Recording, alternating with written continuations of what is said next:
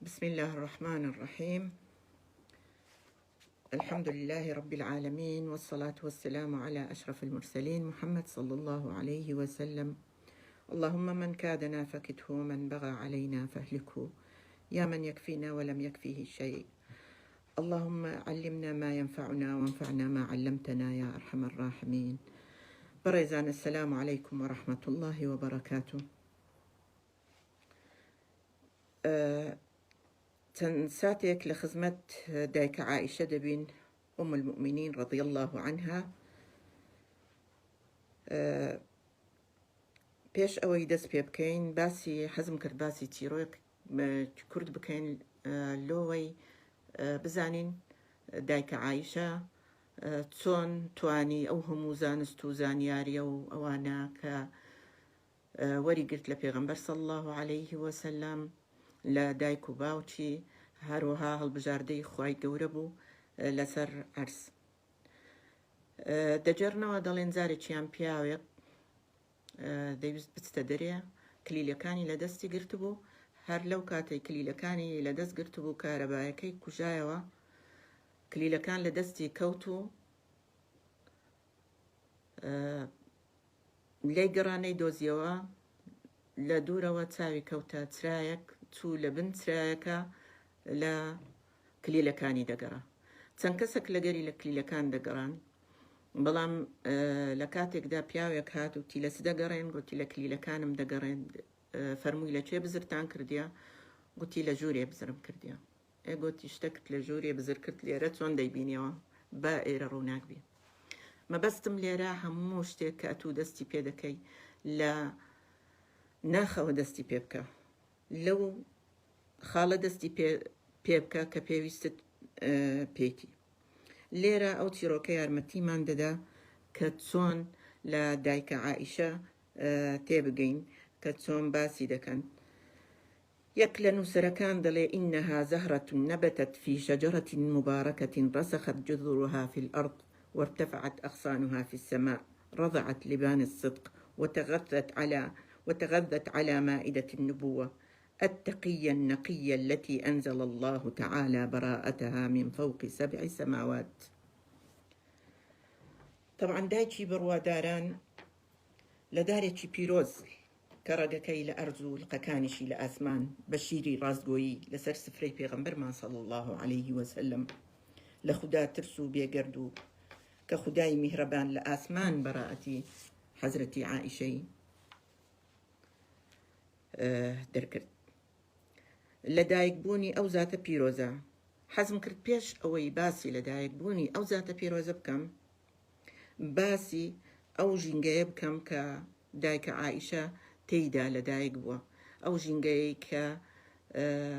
طبعا دایکە عائیشە لە عەسری ئیسلام لەدایک بوو، بەڵام ژینگەی پێغەمبەرمان صلی الله عليه وسلم پێش بیعەثە، پێش بوونی بە پێغەمبەر صلی الله عليه وسلم لە ژینگەیەکی جاهلی بوو. صفاتی ئیجابی هەبوو، صفاتی سلبی هەبوو. لە صفاتە ئیجابیەکانی کەڕەم و وەفا و عەفو، ئیغاثەة المەلهوف، حمایەة الضعیف، کە ئەوانە هەموویان صفاتی چاک بوون لە عەرەبەکان بەدی دەکرا. دەڵێن زۆر جار لەسەر چیاکان ئاگریان دەکردەوە لۆ ئەوەی کەسێک ئەگەر بزر بایە لەو سەحرایی بە هۆی ئەو ئاگرەوە بتوانێ بێ و یارمەتی بدەن. هەروەها یارمەتی کەسانی پارێزگاریان لە کەسانی لاواز دەکرد. و هەروەها ئەوانەی کە هانایان لە بۆیان دەبرد، کە پەنایان لە بۆیان ببرد بە داڵدایان دەدا، لەگەڵ ئەوەش کە صفاتی خراپیشیان هەبوو، وەکو عارەق و قومار و ڕیبا وەرگرتن و تۆڵە سندنەوە. ئەو شتانەش لە ناو مجتەمەعی مەکی هەبوو. ئینجا لەو کاتەی کە پێغەمبەرمان صلی الله عليه وسلم بیعەثەی و هاتن یبوونی بە پێغەمبەر و وحی هاتنە خوارەوەی دوای ئەوەی کە بووە پێغەمبەر، عائیشە خاتون لە ئیسلام لەدایک بوو. لە صحیحی بوخاری دەجێڕنەوە کە دایکە عائیشە خۆی دەڵێ لەم ئەعقل أبوي إلا وهما يدينان الدين، يعني لمنداڵیەوە ودايك و بابەکی مسلمانی هەبووە کە ئەوانە پەروەردەیان کرد، کە ئەوانە گەورەیان کرد، يعني شیری ڕاستگۆیی خوارد دایکە عایشە. بزانین دایکە عایشە چێ بوو؟ دایکە عایشە خێزانی پێغەمبەرمان صلی الله عليه وسلم کە پیرۆزترین کەسی سەرزەوی کچی ئەبوو بەکری صدیق بوو کاتی کە خوای تەعالا لە قورئان لچەند ئاەتێک باسی دەکا. یەک لەوانە ثانی اثنين إذ هما في الغار إذ يقول لصاحبه لا تحزن إن الله معنا. هەروەها پێغەمبەر صلى الله عليه وسلم دەفەرمێ لو كنت متخذا خليلا لاتخذت أبا بكرا خليلا. بەڵام لە خوای زیاتر کەسم بە خەلیل وەرنەگرتووە. ئەوە بوخاری لە کتابی مەناقب باسی کردووە. هەروەها دایکی سەحابیە بووە بە ناوی ئوم ڕۆمان بنت عامر بن عومەیر بن عەبد الشەمس، و سێ برای هەبووە و لەگەڵ دوو خوشکی. برایەکانیشی عەبدوڵڵا و محەممەد و عەبدوڕەحمان. عەبدوڕەحمان برای لە داک و بابی بوو، يعني كان شقيقها من الأبوين. خوشکەکانیشی ئەسما و ئوم کەلثوم بوون. دایکە عایشە کونیەکەی ئوم عەبدوڵڵا بوو کە بە ئوم عەبدوڵڵا خۆی عەبدوڵڵای کوڕی زوبێرە کە دەکاتە کوڕی خوشکی ئەسما. هەروەها خوشکی ئەسما کە بە ذات النطاقین ناو دەبرێ، ئەویش بە خێزانی زوبێری کوڕی عەوام بوو کە یەکێک بوو لەو کەسانەی کە مسجینی بەهەشتی پێدراوە بوو لەو دەکەسەی. و باپیری لە بابی ئەبوو قوحافە بوو کە ئەویش ئیسلام بوو لە دوایی، و هەروەها داپیریشی ئوم الخەیر سەلمە بنت سەخر، ئەویش هەر لە دواییدا شەرەفی ئیسلامی پێگەیشت. زەواجی پێغەمبەرمان صلی الله عليه وسلم لە عائشە خاتون رضي الله عنها وەکو خۆی دەجێڕیتەوە قال لعائشة رأيتك في المنام 3 ليال، يعني سێ شەو پێغەمبەرمان صلی الله عليه وسلم خەون دەبینی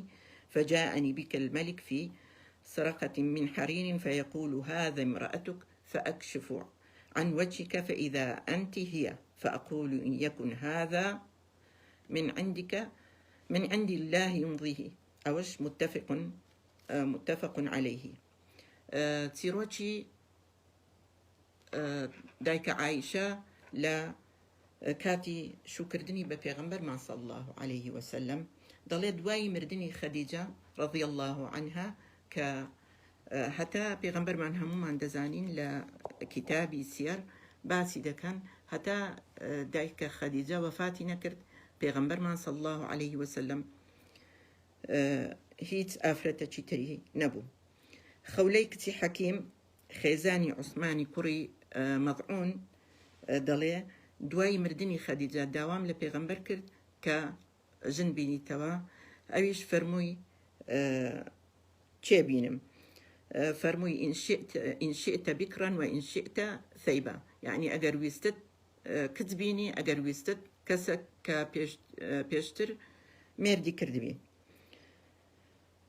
پێغەمبەر صلی الله عليه وسلم فەرمووی فمن البكر ومن الثيب؟ قال البكر أحب خلق الله إليك، يعني كتي خۆشەویستترین کەس لەسەر عرس کە ئەویش کتی ئەبوو بەکری صدیقە. و هەروەها فەرمووی فمن الثيب؟ قالت سودة بنت زمعة. عائشة خاتون دفرمي تزوجني رسول وأنا بنت 6 سنين. طبعا لسر أو قصيا زور كس دنوسي وشبهة وشد دروز دكان بلام لو كاتي كبيغمبر صلى الله عليه وسلم داواي عائشة كرت لروايات باسي دكان ك دايك عائشة داخوازی تری هەبووە پێش پێغەمبەر صلی الله عليه وسلم.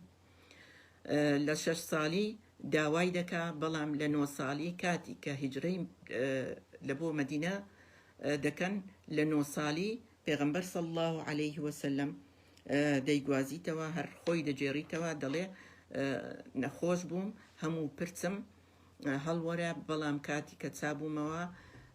دانیشت بووم لەگەڵ برادەرەکانم، داکەم بانجی کردم، ئەمنی بردە ژۆرێ و ئەمنی دادەست چەند کەسێک کە ئامادەیان کردم لە بۆ پێغەمبەر صلی الله عليه وسلم. ئەوەش هەر موسلیم و بوخاری حەدیسەکە باز دەکەن. ئەو سوودانەی کە لە زەواجی پێغەمبەر صلی الله عليه وسلم چ سوودێکی هەبوو، لەبەرچی ئەو زەواجەی کرد، لەبەرچی یعنی وەکو بڵێ زەواجی کە 3 جار پێغەمبەر صلی الله عليه وسلم خەونی پێدەبینی، لە بۆ بەهێزبوونی پەیوەندی نێوانیان بینی پێغەمبەر صلی الله عليه وسلم، هەروەها بینی بابی کە ئەبوو بەکری سدیقە رضی الله عنه، لۆ ئەوەی ئەو بانگەوازە زیاتر و زیاتر بەهێز بیت و زیاتر بڵاو ببیتەوە لەسەر عەرز.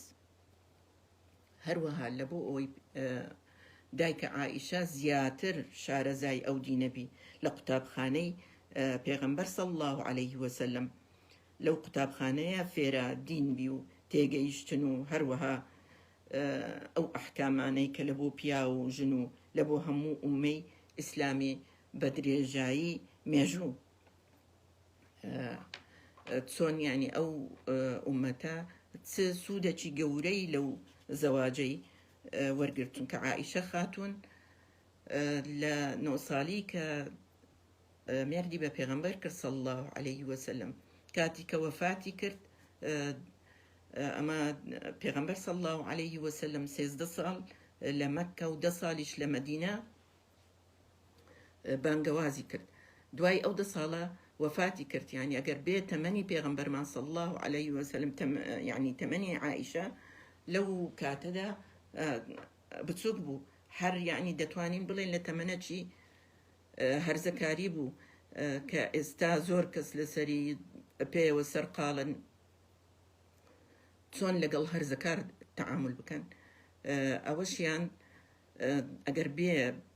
بە وردی ژیانی دایکە عائیشە بخینینەوە لەو تەمەنە کە چەند شتی گەورە گەورەی ئینجازی گەورە گەورەی کردیە لەو تەمەنە، هەروەها چەند زیرەک بووە لەو تەمەنە کە پێغەمبەر وەفاتی کردیە تەمەنی 18 ساڵ بووە. لە ژیانیدا زۆر زۆر زیرەک بوو، زۆر زۆر شتەکانی لێک دەدایەوە، زوو زوو یعنی وەکو بڵێ مەشاکل و شتی زوو دوا پێدەهێنا، یعنی وەکو بڵێ حاسم بوو لە بۆ حەلکردنی موشکیلە. هەروەکو خۆی دەجێڕیتەوە لەو حەدیسەی کە تۆزێک بە سەریعی باسی کەین، دەفەرمێ ئەو شەوەی لە شەوان کە پێغەمبەر صلی الله عليه وسلم لە لای ئەو دەخەوت، کاتێک کە چوو بخەوی ئەوەندەی پێ نەچوو، یەکسەر هەستایەوە بە سەبری دەرگای کردەوە، چووە دەرێ و گوتی ئەمن زۆر زۆر غیرەم لێ کرد. کاتی کە غیرەم لێ کرد چوو، گوتم بزانم چێوە دەچێت، چونکە پێغەمبەر صلی الله عليه وسلم زۆر بە سەبری چووە دەرێ و دەرگاکەی داخستەوە، گوتی دەڕۆی لە دووی دەڕۆیشتم، ئەگەر ئاوری لە بۆ لای ڕاست بداباوە ئاورم دەداوە، ئەگەر لە بۆ لای چەپ ئاورم دەداوە لەگەڵی، هەتا گەیشتە بەقیع. لەوێن دەرێ زۆر دوعای کرد و پاشان ئەمن هەر سەیرم دەکرد، ویستی بگەڕێتەوە، زووتر ئەمن گەڕامەوە، هەتا بە سەریعی گەیشتمەوە جێ خۆم و سەری خۆم داپۆشت. پێغەمبەر صلی الله عليه وسلم هاتە ژۆرێ، دیتی ئەمن هەناسە بڕک بوویمە، یەکسەر فەرمووی مالەکی یا عائیش، چتە لۆ ئەو حالە هەناسەت زۆر بە سەریعی دڵت زۆر بە سەریعی لێ دەدا. دەڵێ منیش گوتم هیچم نییە، پێم دەڵێ و یاخود خوای گەورە بيم دلي لتخبريني أو ليخبرني اللطيف الخبير. فأخبرته فقال: فأنت السواد الذي رأيته أمامي؟ قلت: نعم. فلهذني لهذة، يعني وكو بليتهم يعني بدستي كوبلي لسنجي عائشة خاتوني دا زور توربو فرموي من تصوبوا ما بقيع لو شوينا دعاء لبو أو كسانة بكم أو كسانيك مردينة يكسر يعني بيستي موضوعك بقوري فرموي باشك أجر أما بتسوينا وين دري تبلين يعني موضوعك بزان عزيزان حركسك يعني وكبلي لسري نروي زياتر بليت ستكرت لو وابو لو بيمتنقو يكسر قوتي باشك أجيش جينوي أما تبلين أو شكلو زيرجاني كعائشة خاتون تيدا سركوتوبوا ل خێزانداریەکەی خۆی. پاشەوە ئەگەر بێت و باس لە ژیانی عائیشە خاتون بکەین، یەک لەو ناخۆشیانەی کە بە سەر حەزرەتی عائیشە هاتووە حادیسەی ئیفکە. حادیسەی ئیفک بەڕێزان زۆر فتنەکی گەورە بوو لەسەر دڵی پێغەمبەرمان صلی الله عليه وسلم، هەروەها لەسەر دڵی باوەڕداران و هەروەها لەسەر دڵی ئەبوو بەکری صدیق رضی الله عنه کە ئەو بوختانە گەورەیە بە کچەکەی کرا. طبعا حادیسەکە ئینشاء الله لە کتابی تەفاسیر بخینینەوە، چونکە ئەمە دەبی پابند بم بە وەختەکە هەر بە سەریعی باسی دەکەم. کاتێک کە خۆی باز دەکا پێغەمبەر صلی الله عليه وسلم کاتی کە دەچووە غەزوەکان كان يقرع بين نسائه، قرعی دەکرد لە بینی ئافرەتەکان، دەلێ لەو کاتە ناوی من دەرچوو لەگەڵی چوم، ئەو کاتش من ئافرەتێکی زەعیف بووم، کەس هەستی پێ نەدەکردم. لە گەڕانەوە ویستم لقضاء الحاجة بتمە دەرێ و کە ویستم بگەڕێمەوە عقدەکم لە مل بوو، ملوانکەکی لە مل بوو، ملوانکەکەی بەر بووەوە، دەڵێ لەوی گەڕام کە هاتمەوە جەیشەکە ڕۆیشت بوون، ئەوها هەستیان کرد ئەمن هەر لەناو کەژاوەکەی خۆمم، بەڵام لەو کاتە ئەمن لەناو کەژاوەکەی خۆم نەبووم، کە هاتمەوە دیتم ئەوانە ڕۆیشتن، ئەوها بیرم کردەوە کە دەگەڕێنەوە خەوم لێکەت کە تازە ئاەتی حیجاب هاتبوو. لەو کاتە یەک لەو سەحابیانەی کە دێ بگەڕێ بزانی جەیشەکە چیان بجێهێشتیە، دەبینی کەسێک لێرکانە، دەڵێ هەستم کە ئەو حشتەکەی یەخ کرد، هەستم کرد و بە ئاگا هاتم و ئیدی لەگەڵی گەڕایەوە ناو مدینە، یعنی ناو شار. لەو کاتە ئەو بوختانە گەورەی پێکرا لەو وەختەیدا پێغەمبەر صلی الله عليه وسلم يعني خۆی داوای کرد نەخۆش کات، چوو لە مالی بابی مایەوە، کە لە مالی بابی مایەوە پێغەمبەر صلی الله عليه وسلم دەڵێ کاتی کە ئەمن نەخۆش دەکەتم زۆر نازی هەڵدەگرتم، بەڵام ئەو جارەیان بەو شێوەیە نەبوو. لەو کاتە کە پێغەمبەر صلی الله عليه وسلم ئەو بوختانە گەورەیە بە خێزانی کرابوو، هەروەها داک و بابی دەیانزانی، دەڵێ ڕۆژێکیان ویستم لەگەڵ مستع بێمە دەرێ لێ قەضاء الحاجە، ئەو دوعای لە کوڕەکەی خۆی کرد، گوتم لۆ دوعای لێ دەکەی؟ گوتی ئەدی نازانی چ قسەک لەسرە تووکرایە. دەڵێ ئەو کاتە زانیم کە ئەو بوختانە گەورەیە زۆر گریام، زۆر پێم ناخۆش بوو. پێغەمبەر صلی الله عليه وسلم خەڵکەکەی لەسەر منبەر کۆ کردەوە و پرسیاری لێکردن کە هەر کەسێک چ لەسەر عائیشە دەزانی، هەتا ئیمامی عەلی رضی الله عنه فەرمووی ما أضيق عليك الله فالنساء سواها كثير، و هەروەها فەرمووی دەتوانی لە جاریەکەی بپرسی کە ئەویش بەریرە بوو، بانجیان کرد، گوتی وەڵڵاهی هیچ شتێکی خراپی لێ نازانم، بەڵام لە کاتی شێلانی هەویری خەوی لێ دەکەت وەکانت الداجن تأتي فتأكل منها يعني وەکو بڵێ جوجەڵەکان بەهاتبان و لەو هەویرەیان بخوارد بە. پێغەمبەر صلی الله عليه وسلم کاتێک کە دەچتە ماڵیان و دەیبینی بەو شێوەیە دەڵێ ئەگەر یا عائیشە ئیستیغفار بکە، دەڵێ سەیرم کرد ئەگەر ئیستیغفار بکەم هیچم نەکردیە و ئەگەر بڵێم وایە بوختانت بەخۆم دەکەم. هیچم لەدەست نەبوو کە ئایەتی سوورەتی یوسف تازە دابەزی بوو، بەس ئەو هەندەم گۆ فەسەبر جەمیل والله المستعان على ما تصفون. دەڵێ لەو کاتە سەیری بابم کرد کە لە باتم جواب بداتەوە، یعنی نەیتوانی چ بڵێ سیرکەن بەڕێزان. سیقەی ئەبوو بەکری سدیق، گەورەی ئەو پەیوەندیەی نێوان ئەبوو بەکری سدیق و پێغەمبەرمان صلی الله عليه وسلم کە دەرسەکی گەورەیە. ئەو سیقە گەورەی بە پێغەمبەر هەبوو نەیتوانی لەسەر کچەکەی بەجواب بێ. هیچ قسەیەکی زیادی نەکرد، ئەوەندەی نەبی فەرمووی والله ما ابتلينا به في الجاهلية، يعني ئەو جۆرە شتەمان لە جاهلیەت توش نەبووە، ئێستا لە ئیسلام توشمان بی، يعني شتەکی زۆر زۆر گەورەیە. هەروەها بەداچی گوت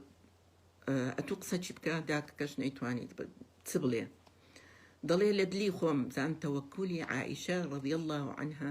لە سەر خوای گەورە، دەڵێ لە دڵی خۆم دەمگۆ بەشک و پێغەمبەر صلی الله عليه وسلم خەونێک ببینی کە بەراعەتی من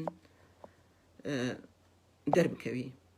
دەلێ واللهی پێغەمبەر صلی الله عليه وسلم پێیەکی لە دەرێ بوو، پێیەکی جارێ لە ناو ماڵمان بوو، یەکسەر گەڕایەوە وەحی لە بۆ پێغەمبەر هات صلی الله عليه وسلم کە خوای تەعالە دەلێ إن الذين جاءوا بالإفك عصبة منكم، إن الذين جاءوا بالإفك عصبة منكم. يعني وەکو بڵێ خێرەکی گەورەی تێدایە لە بۆ ئومەتی ئیسلام، لەبەرچە فێرە دەرسەکمان دەکا. يعني لەو سوودانەی لە حادیسەی ئیفک تحملی پێغەمبەرمان صلی الله عليه وسلم، سەبری پێغەمبەرمان، ئیستیعجال نەکردن لە کاتی هاتنە پێشەوەی زیان لە بۆ مسلمانان، وسیقەی ئەبوو بەکری سدیق بە پێغەمبەرمان و ئەو سەبرەی کە هەیبوو بەرامبەر ئەو کچە پاک و بێگەردەی. هەروەها مسلمانان فێر بکات چۆن تەسەڕوف بکەن لە کاتێک کە بوختانە کە قسەک بە کەسانێکی غافلی مؤمنی محسین دەکرێت، چۆن یعنی بتوانن ئەو کەسانەی کە مەدحیان دەکا لە قورئان خوای تەعالە دەڵێ سبحانك هذا بهتان عظيم ما يكون لنا أن نتكلم بهذا، لو منهاتي أو قسانة بكين. يعني أو كسانيك أظن المؤمنون والمؤمنات بأنفسهم خيرا، يعني وكوبلي أو أنا أجر وابن دي عائشة لوان زور زور باشترا چۆن ئەو جۆرە شتەی لێ دەوەشێتەوە. هەروەها خطوورەی دابەزین لەسەر مسلمانان، دابەزین لەسەر باوەڕداران کە ئاگایان لەو شتانە نییە، و خطوورەی ئەو دابەزینە و لە ئەعراضی مسلمانان زۆر زۆر گەورەیە کە دەڵێ وتحسبونه هينا وهو عند الله عظيم. بەڕێزان دەبی ئەمە دەرس لەو شتانە وەربگرین. حادیسەی ئیفک ئەو دەرسانەمان فێر دەکا. بین بزانین ئەو هۆکارانەی کە وای کرد عائیشە خاتون ئەو جۆرە شخصیەتەی هەبی، ئەو جۆرە گەوراتیەی هەبی چ بوون؟ یەکەمیان بەشداریکردن لە ژیانی کۆمەڵایەتی لەگەڵ پێغەمبەرمان صلی الله عليه وسلم. زوهدی عائیشە، يعني ئەمە پێشتر باسی ئەومان کرد، يعني مجتمعی مەکی پێش ئیسلام چۆن بوو، یەک لەوانە يعني صاحب کەڕەم بوون. طبعا عائشة رضي الله عنها لبو خواي كانت لا تمسك شيئا، يعني وأكو بلي أوانا أجر وابن دي عائشة لوان زور زور باشترا چون أو جور شتي ليدا وشيوتوا. هروها مما جاءها من الرزق هیچ شتێکی بەجێ نەدەهێشت لای خۆی، یعنی حتا جارێک دەجێڕنەوە دەڵێن کاتی کە قوربانیەکی بکرد بە یان سەدەقەکی بکرد بە هەمووی دەبەشیەوە. جارێک یەک لە جاریەکانی پێی دەڵێ ئەدی هەندێکت لە بۆ خۆمان هەڵنەگرت، دەڵێ بە بیرتی نابامەوە لە خۆم هەڵدەگرت. هەروەها لەلایەن خودا هەڵبژاردرا بوو ئەو ئافرەتە بەڕێزە، و نزولی وحی دابەزینی وحی ئیلا لای خاتو عائیشە بوو. دابەزینی مەلیک لە سوورەتی وی هەروەکو باسمان کرد لە کاتی شوکردنی، هەروەها شوێنی لە دڵی پێغەمبەرمان صلی الله عليه وسلم کە زۆر لای خۆشەویست بوو. هەروەها جارێکیان پێغەمبەر پێی دەڵێ صلی الله عليه وسلم هذا جبريل يقرئك السلام. هەروەها لە کاتێک کە لەگەڵ پێغەمبەر صلی الله عليه وسلم سەیرکەن چەند هەستی پێکردیە، دەڵێ واللهی دەزانم کەینێ لێم تووڕەی و کەینێژ لێم رازی. دەڵێ چۆن دەزانی؟ دەڵێ کاتی کە لێم تووڕەبی دەڵێ لا وەڕەبی ئیبراهیم، و کاتێک کە لێم رازی بی دەڵێ لا وەڕەبی محەممەد، دەڵێ واللهی لا ئەهجر إلا اسمه، یعنی وەکو بڵێ هەر خۆشەویستیتی بەڵام بەس ناوەکەی ناینی. هەروەها تەنیا دایکە عائیشە وەکو کچ ئەوی خواستیە خێزانەکانی دی هەموو پێشتر شویان کردیە. هەروەها جێگا و شوێنی بابی دایکە عائیشە لە دڵی پێغەمبەرمان صلی الله عليه وسلم زۆر زۆر گەورە بووە کە ئەوانە هەموو وایان کردیە ئەو کەسایەتیە گەورەیەی هەبی عائیشە خاتون لە ناو مجتەمع. هەروەها وتەی زانایان لەسەر دایکە عائیشە، یەک لەوانە عەطائی بن ئەبی ڕەباح دەفەرمێ كانت عائشة أفقه الناس وأعلم الناس وأحسن الناس رأيا في العامة. أبو موسى أشعري دلي ما أشكل علينا أمرا فسألناها عنه عائشة إلا وجدنا عندها فيه علما. مسروق دلي رأيت مشيخة أصحاب رسول الله صلى الله عليه وسلم يسألونها عن الفرائض. عروة دلي ما رأيت أحدا أعلم بفقه ولا طب ولا شعر من عائشة رضي الله عنها. أبو زنات دلي ما كان ينزل بها شيء إلا نشدت به شعرا. يعني أوا طبعا قولي بشك لعلماء لسر عائشة خاتون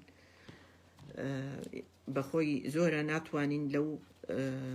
عجاليا بوشيويا باسي همویان کرد. ئەو کەسانەی کە ڕیوایەتیان لە دایکە عائیشە کردیە رضي الله عنها. الرواة الذين رووا عنها يكميان عمرو بن عاص، أبو موسى الأشعري، زيد بن خالد الجهني، أبو هريرة، ابن عمر، ابن عباس، ربيعة بن عمرو الجرشي، السائب بن يزيد، أختها أم كلثوم، وهروها عبد الله وعروة بن زبير ابن العوام كمنضالي أسماء خشتي عائشة يبون أوانا. ومن التابعين لتابعية كان السعدي كري مسيب. هروها ضلين كانت حجرة أم المؤمنين عائشة رضي الله عنها مقصد طلاب العلم من مشارق الأرض ومغاربها، يعني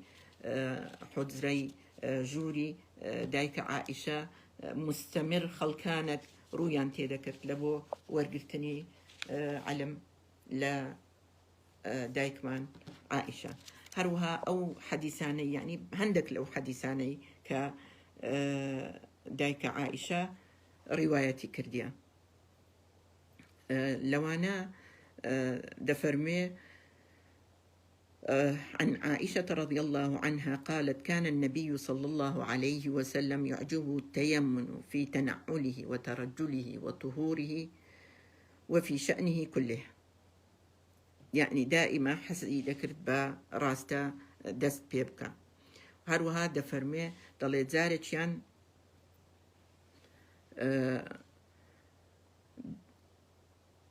عن عائشة رضي الله عنها قالت إن النبي صلى الله عليه وسلم دخل عليها وعندها امرأة قال من هذه؟ قالت فلانة تذكر صلاتها. قال مح عليكم بما تطيقون فوالله لا يمل الله حتى تملوا وكان أحب الدين إليه ما داوم عليها صاحبه. واتا زارتشيان بيغمبر صلى الله عليه وسلم ديتا لاي عائشة خاتون ئافرەتێکی لەلایە دەڵێ ئەو ئافرەتە زۆر باسی نوێژەکانی دەکا و دەڵێ لەسەرتانە ئەوەندەی کە پێتان دەکرێت چونکە خوای تەعالە ئین الله لا يمل حتى تملوا بە خوای تەعالە حەزی لەو کارانەیە ئەگەر چەند کەمیش بی بەڵام تێیدا بەردەوام بی. هەروەها یەک لەو حەدیسانەی کە خۆشەویستی پێغەمبەر صلی الله عليه وسلم لە بۆ دایکە عائیشە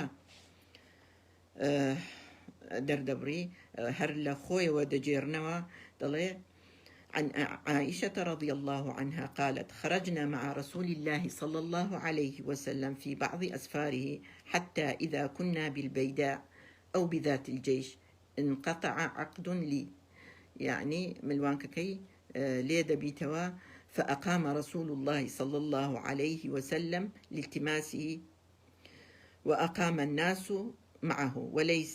وليسوا على ماء فأتى الناس إلى أبي بكر يعني وكبلي لقلي دقرا لا عقدكي عائشة برزان سير كان يعني زي الشتي لقلبوا راياني قلت له أوي لعقدي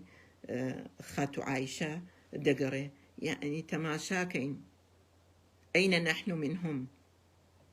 لچين درينا أما يعني أولا لاي ما أقرشتشي وابي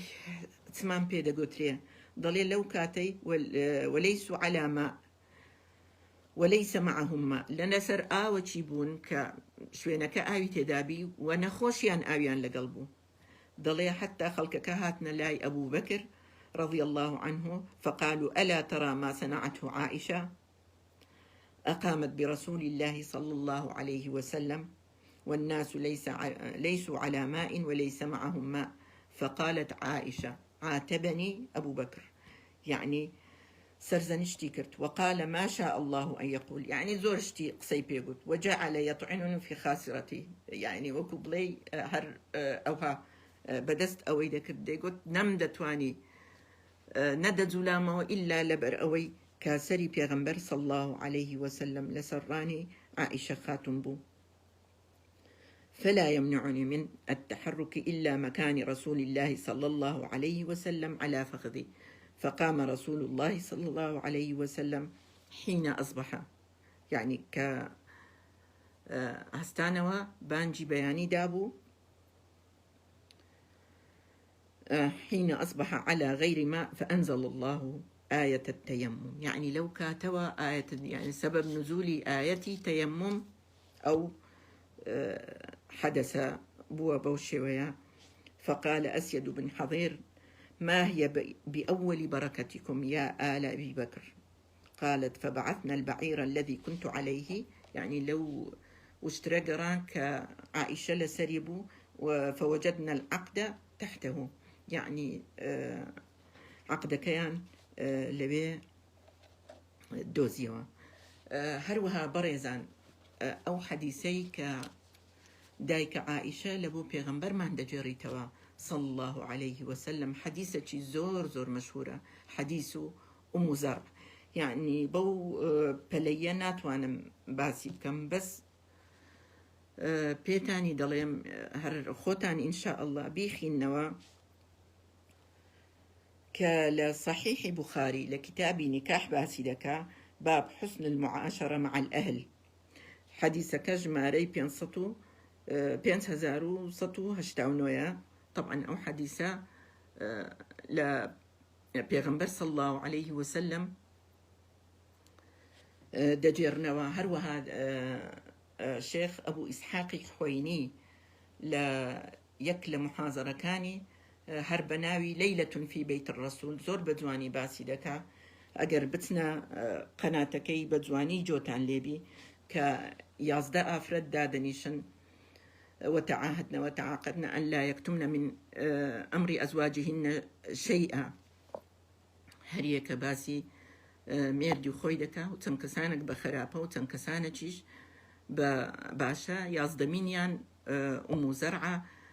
کە وەفای لە بۆ مێردی یەکەمی هەیە کە تەلاقیشی دەدا، لەگەڵ ئەوەش باسی دەکا کە مێرد بە پیاوەکی زۆر باشیش دەکا، بەڵام لەگەڵ ئەوەش هەر باسی مێردی یەکەمی دەکا. دەرسێکی زۆر گەورەی تێدا کە بەو پەلەیە ناتوانم باسی بکەم بمبورن ئینشاء الله. بەس فائیدەکانی حەدیثەکە دەڵێم حسن الاستماع الرسول صلى الله عليه وسلم، يعني زۆر بە جوانی جۆی لە عائشە خاتون گرت کاتی کە باسییان دەکا لە ئەخیری تەئیدی ئەبوو زەرعی دەکا، دەڵێ كنت لك كأبي زرع لأم زرع ولكني لا أطلقك. ئەوە لە زیادەکانی حەدیثە. هەروەها وەصفی دقیقی ئەو ئافرەتانە لە بۆ پیاوەکانیان بە شێوەیەک وەصفی دەکەن کە چۆن بووە ژیان لەگەڵیان،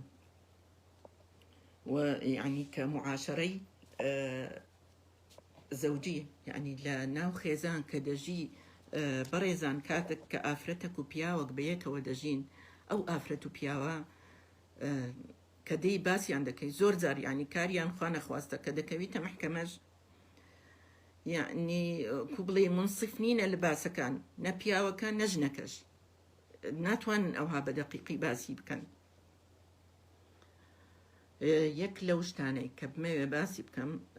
کە زۆر جار لەسەری ڕادەوەستم کاتی دابەزینی وەحی لەسەر پێغەمبەرمان صلی الله عليه وسلم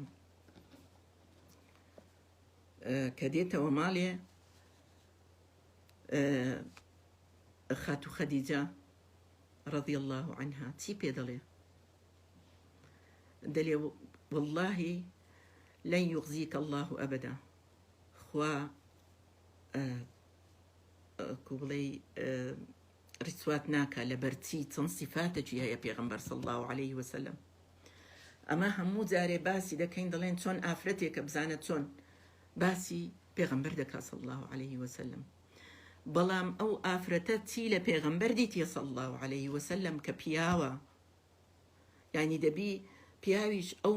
ڕووە جوانەی پیشانی ئافرەتەکەی بدا، هەتا بیبینی هەتا باسی بکە کە دەڵێ ئینەکە لتحمل الكل وتصل الرحم، يعني ئەوانە هەموو يعني وەکو بلێ ئەو چاکانەی پێغەمبەر صلی الله عليه وسلم دەینتە پێشی لەبەرچ، يعني خۆ بەجارەکی نەیدیتیە خەدیجە خاتون رضي الله عنها، يعني ئەوە صفاتی بووە، ئەوە ڕەوشتی پێغەمبەر بووە صلی الله عليه وسلم. کاتێک کە لە عائیشە دەپرسن خلقی پێغەمبەری کە دەڵێ كان خلقه القرآن وإنك لعلى خلق عظيم، يعني كاتك وحيشي لبودي هر لسر أو خلقيا بويا، يعني دبي أو روجتانا بوشي ويا راسخ بلا إنسان حتى بتواني بوشي ويا باسي كي دينا سر علمي دايك عائشة رضي الله عنها، علم و فقهی زۆری هەبوو لەبەرەوەی لەگەڵ پێغەمبەر ژیا بوو، لەبەر ئەوەی یعنی بەڕێزان سیرکەن، یعنی وردەکاری تەواو تەواوی ژیانی پێغەمبەرمان لەگەڵ خێزانەکانی هەموو ڕەحمەتەن للعالمین دیارە، یعنی لەیلەها کەنەهاریها باسی هەموو شتێک دەکا، خەوتنی، هەستانی، نانخواردنی، شوشتنی، قسەکردنی، هەموو بەو شێوەیە باز دەکەن. دێینە سەر ئەو وەڵامانەی کە دایکە عائیشە لەگەڵ سەحابەکان دەڵێ ئیستیدراکات و عائیشە رضی الله عنها لە ئەوەی قسەکانی سەحابە کە لە بۆ ئەبوو بەکری سیدیق، هەروەها لە بۆ ئەبوو هورەیرە، لە بۆ عومەری کوڕی خەتاب، يك لەوانە باز دەکەین حديث عبد الله بن أبي مليكة قال توفيت ابنة لعثمان بن عفان يعني من کچەکی عوسمانی کوڕی عەفان کاتێک کە وەفات دەکا دەڵێ زۆر عەبدوڵڵا بن عومەر دەڵێ بە لە عومەر ابن عوثمان يعني بعمر كري عثمان دلي ألا تنتهي من البكاء يعني بس نية أوند دقريي فإن رسول الله صلى الله عليه وسلم قال إن الميت لا يعذب ببكاء أهله عليه يعني مردي عذابي دخوا بقرياني أهلي لسري كاتك دايك عائشة أو قصيي جولي دبي دلي نخير لا يعذب المؤمن ببكاء أحد ولكن بس البيغمبر صلى الله عليه وسلم تيجو دلي إن الله يزيد الكافر عذابا ببكاء أهله عليه يعني كافر عذاب زيادة بقرياني أهلي لسري نا مسلمان دلي بير لو آية بكنوا كاتك أخوي تعالى دلي ألا تزر وازرة وزر أخرى بوشي ويا يعني وكوبلي هلا كان سادة كاتوا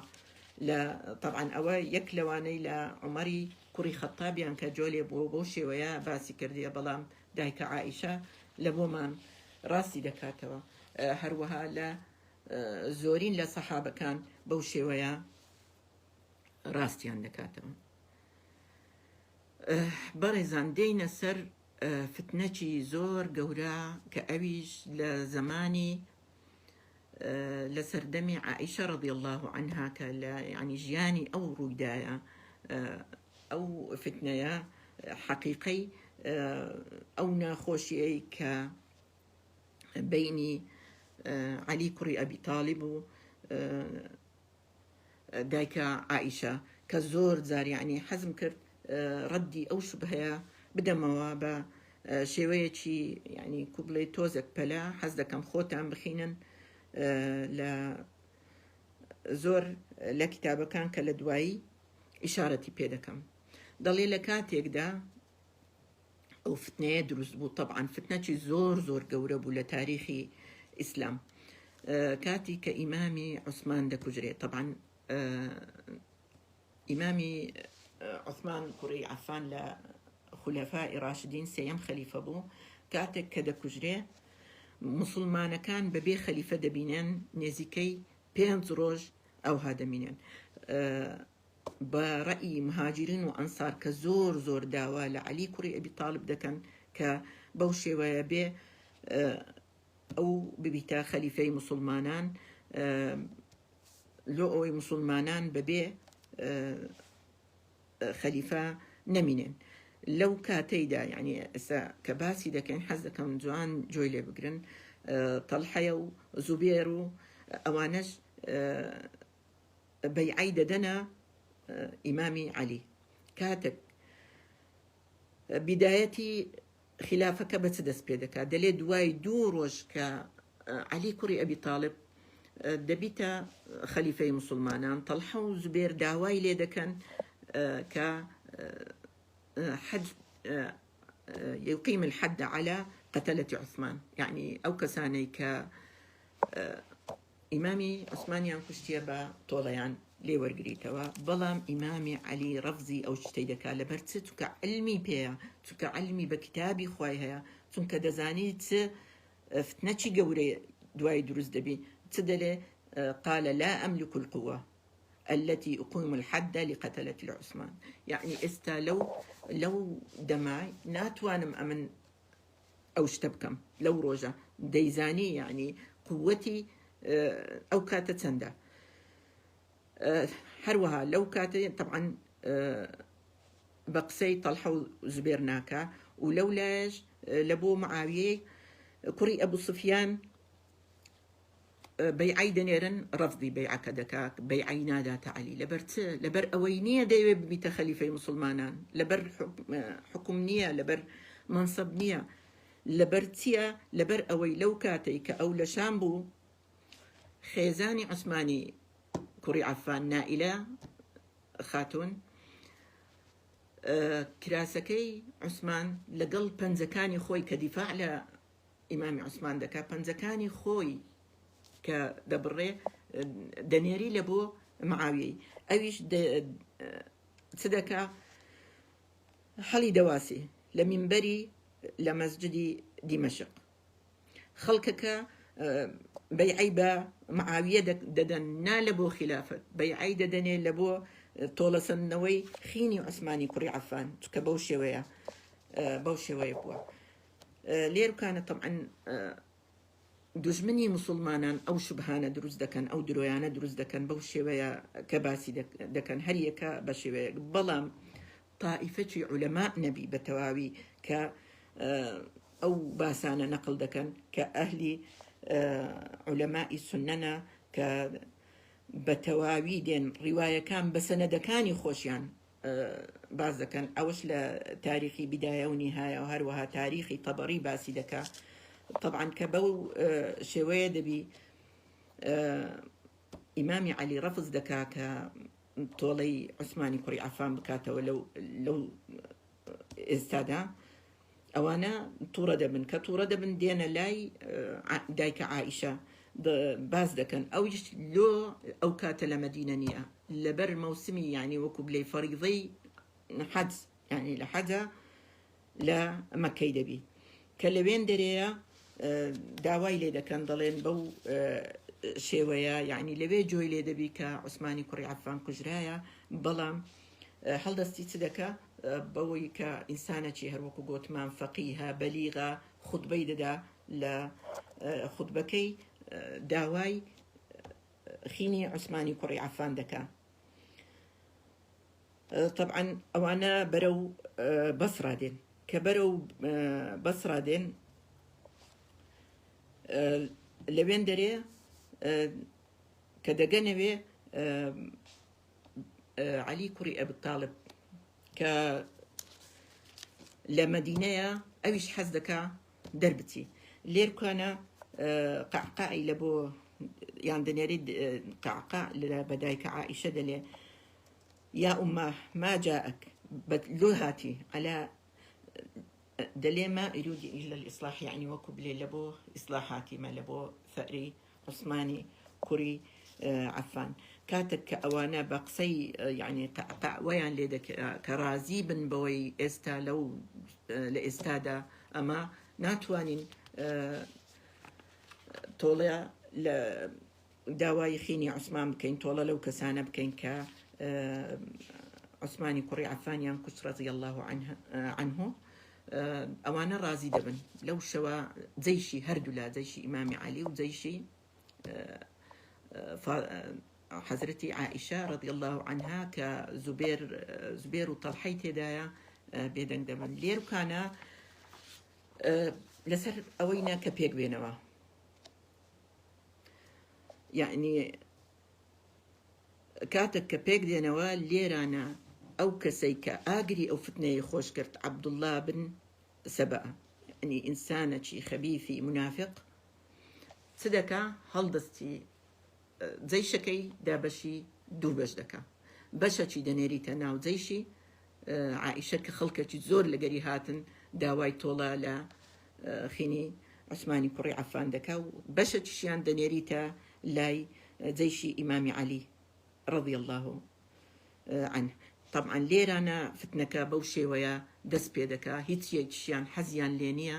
کە ئەو ناخۆشیە یعنی لەو شەوە ئەو ناخۆشیە لەوانەیە کۆتایی هاتبە ئەگەر عەبدوڵڵا بن سەبە دەستی پێ نەکردبە بەڕێزان حەز دەکەم خۆشتان لەسەری بخینن چونکە بەو پەلەیە ناتوانم هەموو شتەکان بە کوبلەی زۆر وردەکاریەکانی باز بکەین لێرە کە شەڕەکە لە ناو هەردوو لایەن دەست پێ دەکا جەیشی ئەوانەی لەگەر عائیشەنە وا دەزانن جەیشی ئیمامی عەلیە هجومیان لۆ دەکا و ئەوانیش وا دەزانن جەیشی تەڵحە و زوبێر و ئەوانەیە طبعا لەو شەڕەی زوبێر و تەڵحە هەردووکیان دەکوژرێن و ئەوەندەی نابی عائیشەش ڕەضی الله عنها لە ناو بچی بەڵام لە کەژاوەکەی دڕعی لە بۆ دروست دەکەن لۆ ئەوەی ئەزیەتی نەخوا هەتا کۆتایی بەو فتنەیە بێ. هەروەها ئیمامی عەلی کاتی کە دەزانی ئەوانە کوژراینە دێ خۆڵەکەی لەسەر دەموچاوی تەڵحەیلا دەبا زۆر دەگریە دەڵێ خۆزگە پێش 20 ساڵی لەو ڕۆژەی ئەمن وەفاتم کردبا بەڵام ئەو ڕۆژەم نەدیت بە و بەو شێوەیە کە کۆتایی پێدێ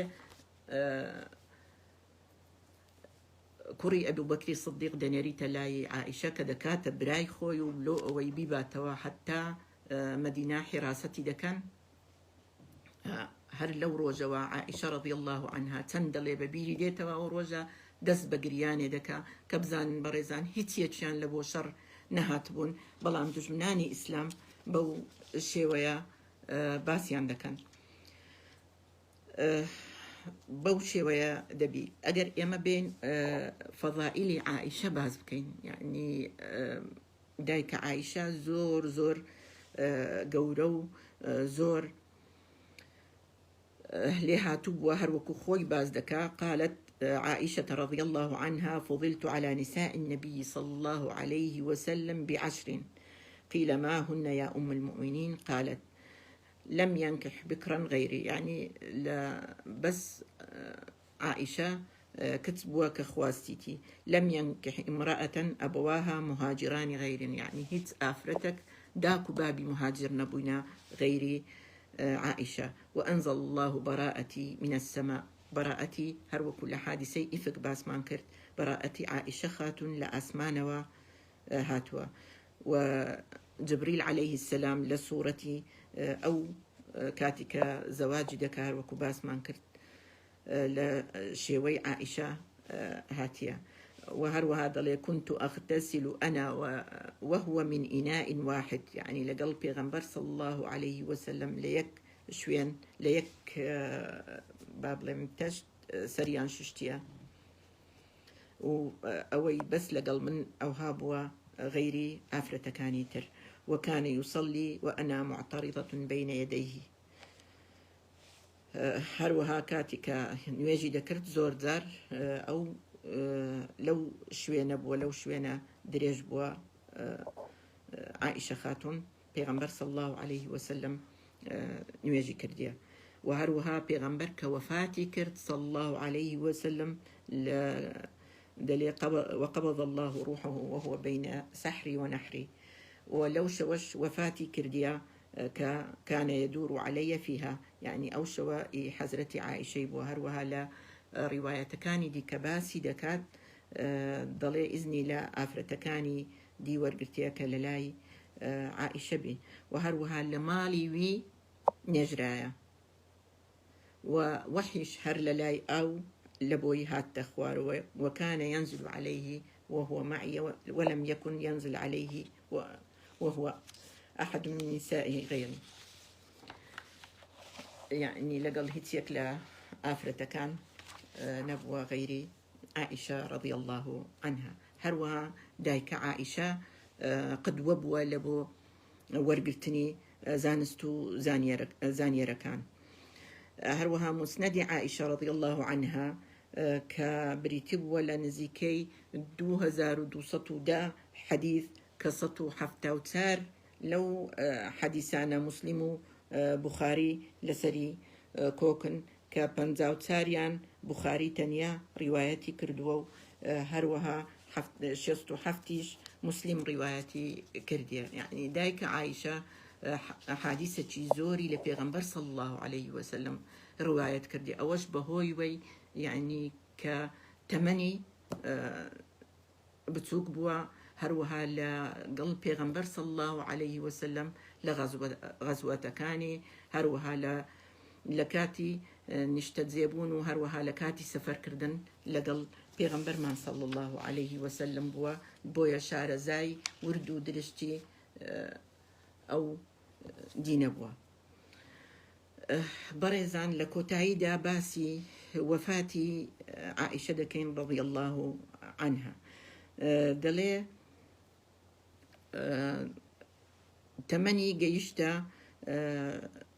67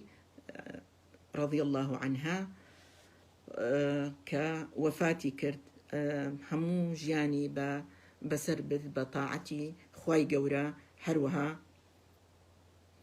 بە علم و یان علمی وەردەگرت لە پێغەمبەر صلی الله عليه وسلم و یاخود علمی دەداوە و یاخود مامۆستا بوو خەڵک پرسیاریان لێ دەکرد لە مانجی ڕەمەزانی پیرۆزی شەوی هەفتەی ساڵی 85 کۆچی وەفاتی کرد دایکمان خوای گەورە لێی ڕازی بی و ئەوەی پێمان کرا باسی بکەین ئینشاء الله خوای گەورە لە هەموو لایەک ڕازی بی وصلى الله على سيدنا